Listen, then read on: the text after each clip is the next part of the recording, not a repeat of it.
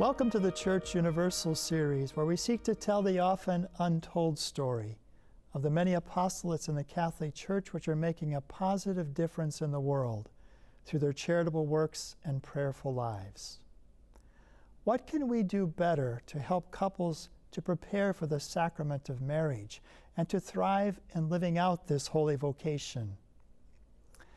I believe that today's program will be very helpful to those of you who are married or are preparing for marriage, and one that you will not want to miss.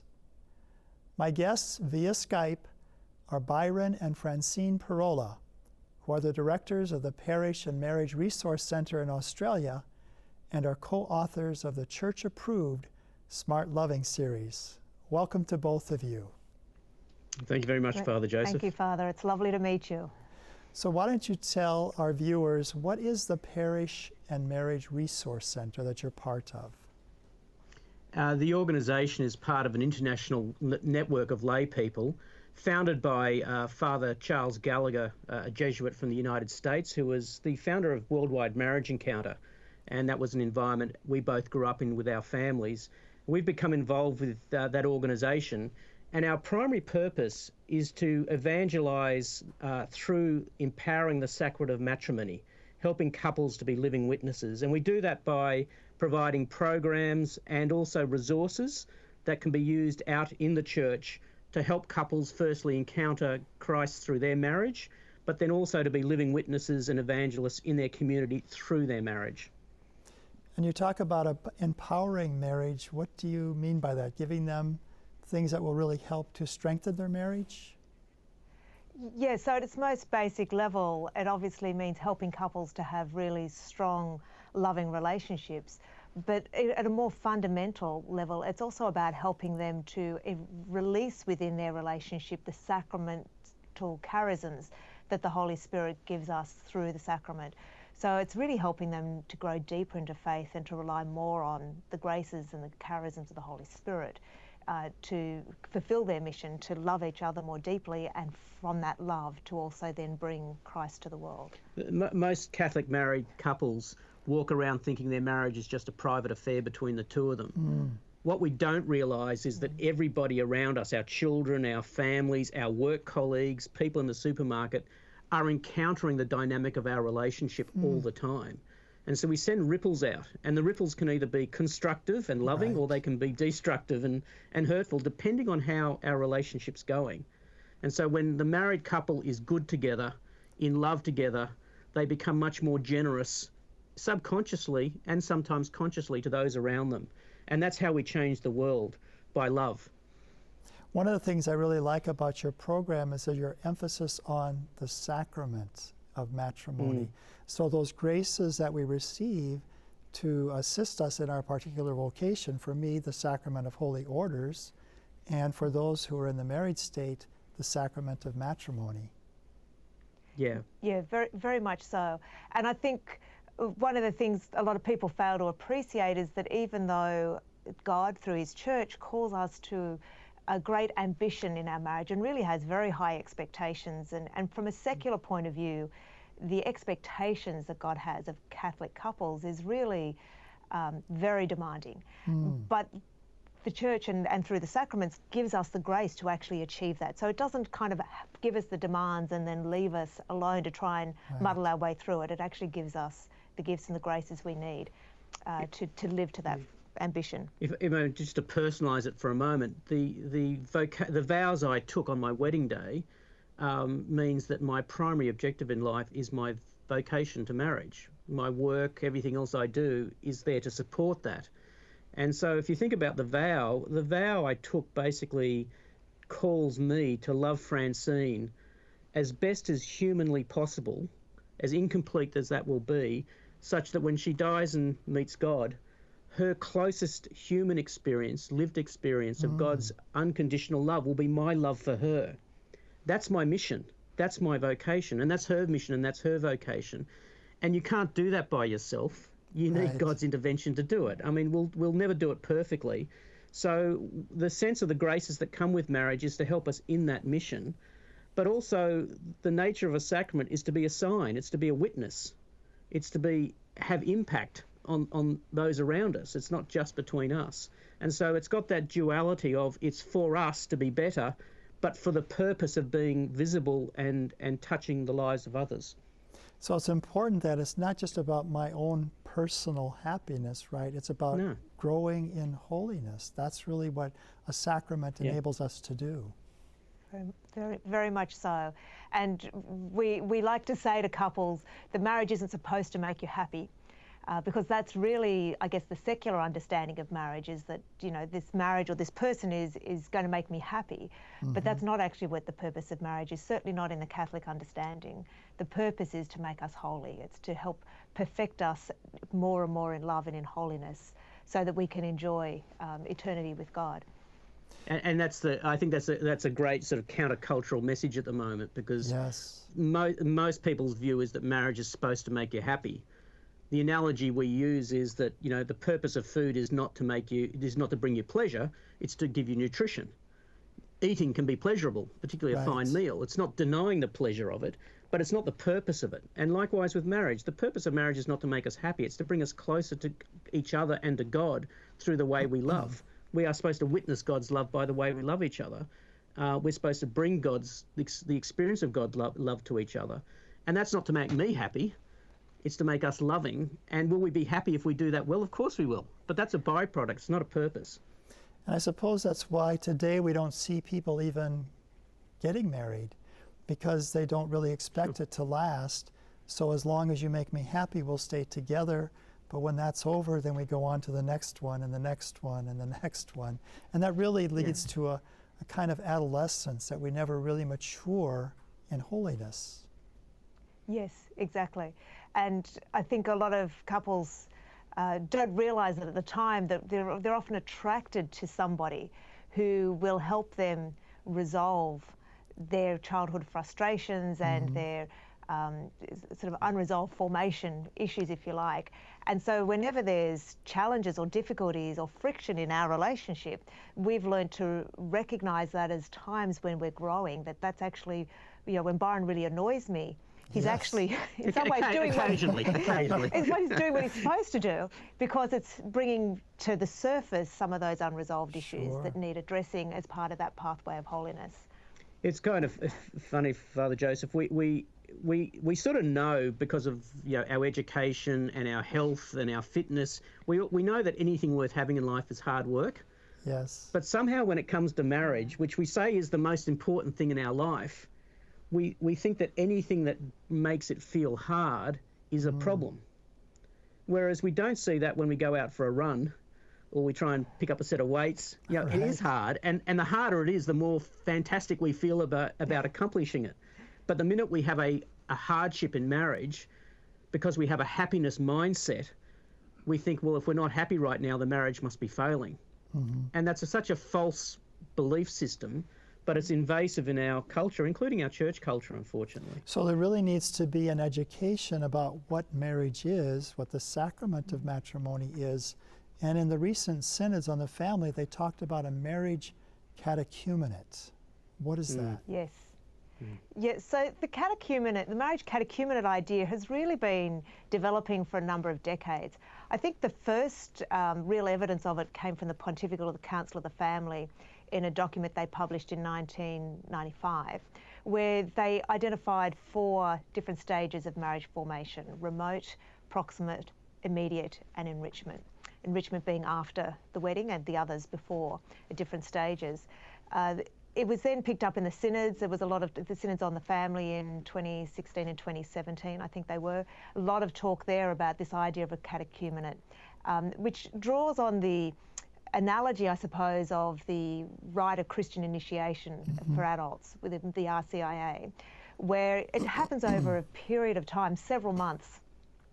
And, you know, there's a sponsor, somebody from the parish usually, who sponsors them. The RCI takes place in the parish. So all of these elements are part of the vision, I think, that Pope Francis particularly is trying to call the church towards embracing more, is to approach marriage preparation as a period of formation that includes parish couples, parish priests, and walks with couples over months and even into the newlywed years. Those newlywed years are actually the highest risk for relationship breakdown. Over half of separations occur within the first 5 years. So walking with couples through those crucial newlywed years is really important.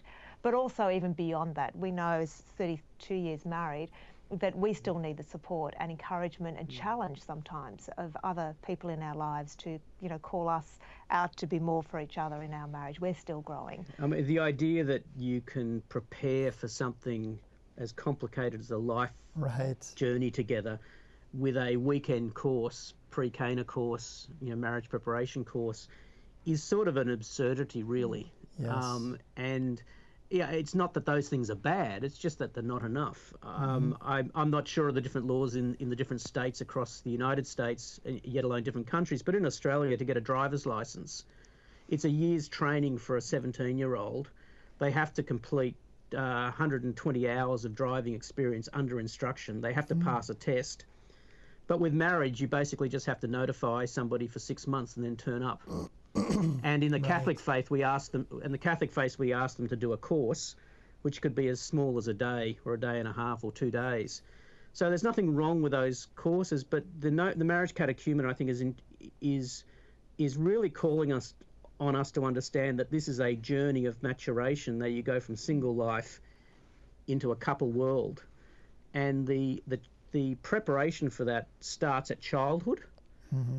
Right? It starts for childhood. But there is also a period when you actually have made the decision to get married where you really need to prepare for that as fully as possible. So it's a big challenge for us, but it's a great vision to have. And I think just by naming it, it declares that this is something important about this marriage that you have to think about, other than the wedding preparation, the flowers, the reception and the guest list, which is really where most of the focus goes these days. So you talk about the 4 stages, is that? From remote would then be just forming our young people to understand what marriage is. Yeah.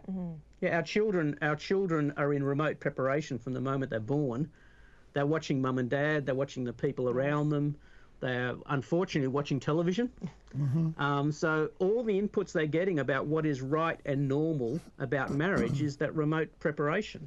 They start to interact with each other as young boys and girls. They're starting to learn to be in relationship with the other sex, and that's a new experience. They start to date. All those things are remote, at different stages of remote preparation, and it's happening all around us. No one's going to a class on remote preparation. It's literally happening in the community.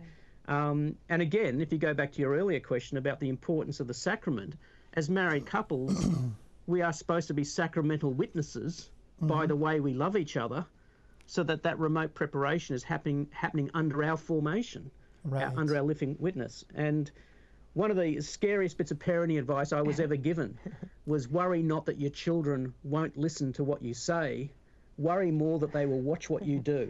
Yes. Now, if there's not a better reason for married couples to get their relational act together, that's got to be it. And then there's proximate preparation and immediate preparation, and then enrichment. So why don't you just mention what those 3 are? Yes. So proximate refers to, usually starts from the engagement period, perhaps a little bit before that, when a couple is discerning marriage. So proximate really picks up once the person becomes coupled, if you like. So remote refers to everything before they're in a serious relationship. Then proximate picks up from there throughout the engagement. Immediate generally refers to the last few months before the wedding, where there is a need for particular spiritual formation, preparation for the liturgy, perhaps definitely going to the sacrament of reconciliation and so on. Reflecting on the commitment they're about to make. And then an enrichment picks up after the marriage and continues. For your whole life. We would argue could be a 5th stage, which we call the empowerment stage. So that's where a couple really takes on board the idea of becoming leadership and really developing their marriage and their leadership capacity through their marriage to give back to the church. That's our little addition to the 4 stages. We add a little 5th one. Yeah, it's the notion of actually taking quite an intentional statement about, I recognise my marriage actually is a public witness You know, our marriage was publicly expressed, Right. but then you take it on, and so it sort of says to you, it's a bit like an extension of our vow, which is not just for each other and everything that accidentally happens around us, but actually we get up in the morning with more of an attitude that, you know, what we do today and how we love each other today is important to those around us, and we become more intentional. And that becomes the empowerment notion, where you help couples recognise it's not by accident they're influencing in the world, it's by intention of how they live their lives. And that's quite enriching for the couple. You know, it gives you an extra missionary layer. But those 4 stages are quite important, and the post-marriage enrichment period is a critically important one, because if you think about it from maybe a professional work life, you know, most of us expect our employers to give us professional development through our career. Right. It's become something we expect, and we want to be good at our jobs, and we want to grow in our jobs. So the question is, where's the professional? What are we doing as couples? Right. For our matrimonial development?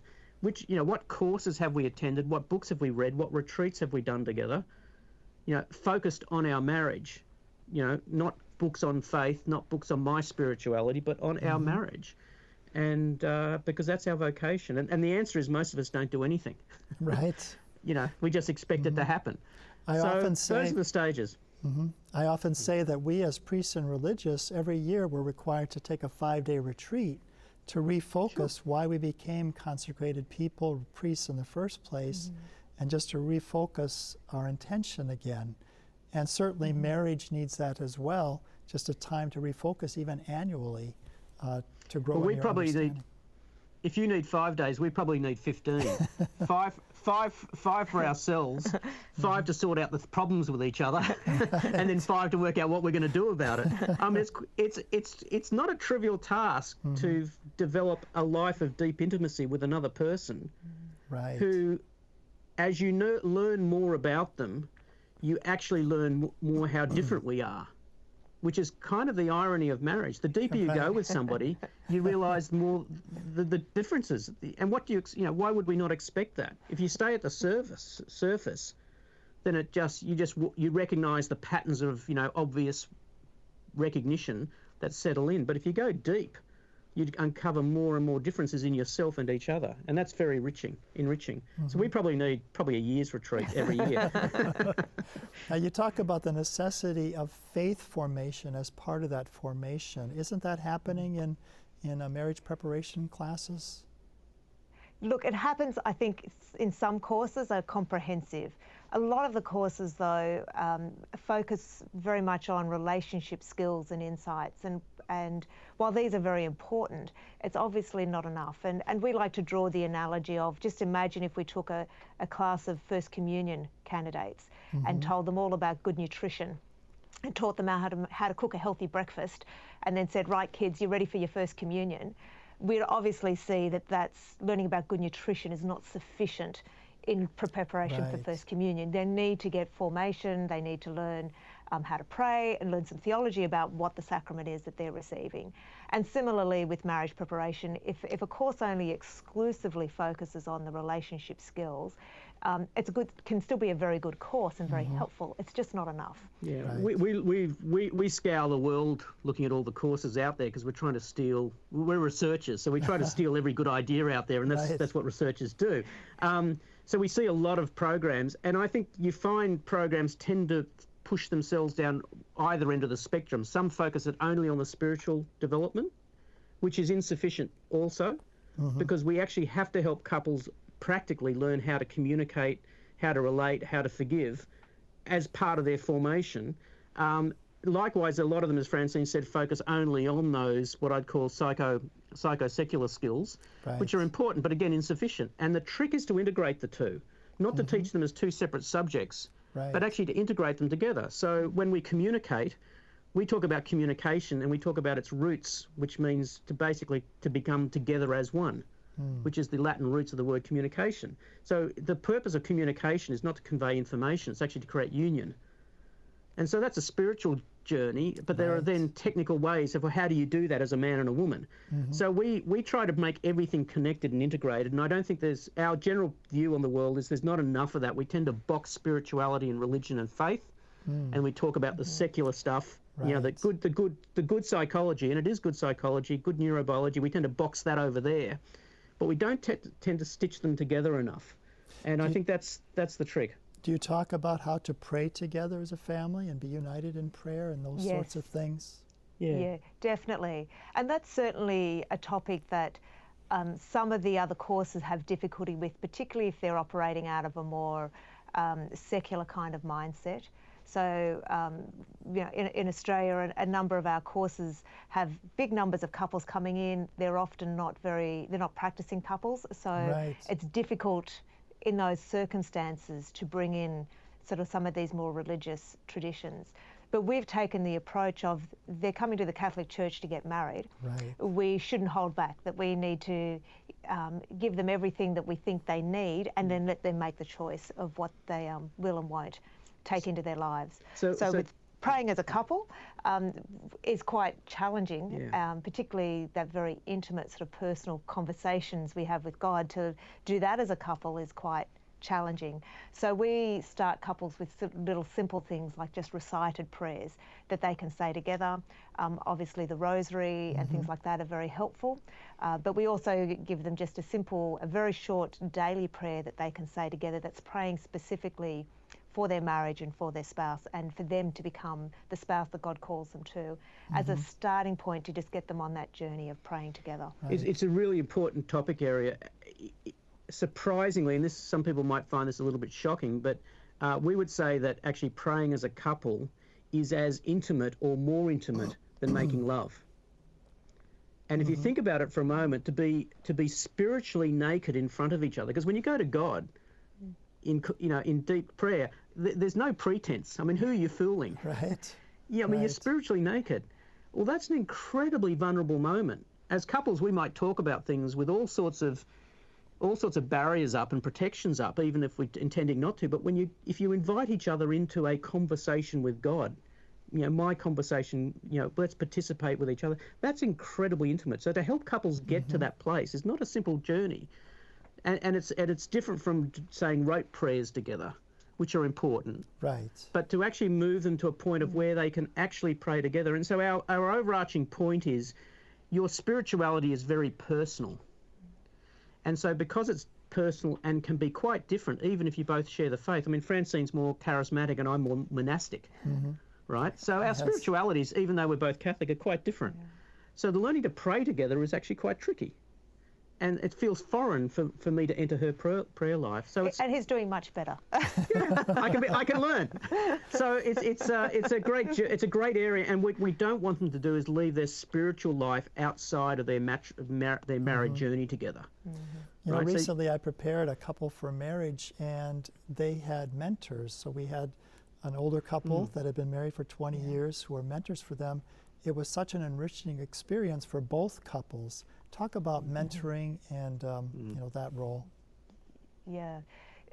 Mentors are critical to the process, and Pope Francis, that's been part of his messaging over the last few years following the Synods of the Family, is calling out particularly, I think, parish-based mentors. So one of the dynamics we're noticing is that there's a lot of couples who are getting married not in their parish, not in the geographical parish. They'll choose the pretty church that's in Sydney on the harbour, for example, and it might be across town, or if they've met somebody overseas, you know, somebody who lives overseas or is from another country, so they'll be going back to France or Ireland to get married. So the place where they live isn't actually the parish where they're getting married. And so we're strong advocates for marriage preparation taking place in the parish where they reside, and supervised by the parish priest rather than the celebrant who might be somewhere else, so that they can build these strong relationships with with a couple, a significant couple in the parish, a mentor, and the parish priest. And it's a relationship that will endure beyond the engagement period into the newlywed years. And those couples particularly bring, obviously, witness of their own lives.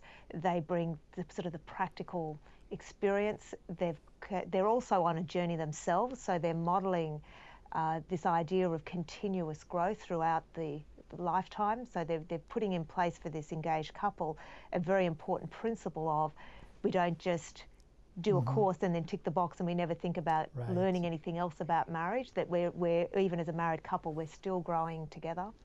And they're there then to provide that sort of support way beyond the wedding day itself. So unfortunately, we're coming to the end of our program here. If people want to learn more Yes. about Smart Loving, your program, where can they find out this information? So the best place to go is to our website, smartloving.org. We have a number of courses there available for different stages of marriage. Our Engaged course is paired with a course for what we call sponsor course, which is for the mentor couple or the sponsor couple. And they can get more information there so that they can then pick that up and run those courses in their parish with no training. The course provides all of that for them. Yes, I've looked at your website. It's very easy to find, Smart Loving. If you search for that, you can find it very easily. I watched a couple of the videos. Well worth your time for anyone who's interested in this program. So thank you for being part of this show today. Lovely to be with you. Thank you. Thank you, Father. All of humanity passes through the family, and so it is important that we do all that we can to strengthen marriage and family life for the good of the spouses and their children, and for the happy future of our societies. Perhaps the Smart Loving program is something that will help you or others to prepare for marriage, to live out that vocation fully, and to grow in holiness. We will see you again this time next week for another episode of the Church Universal.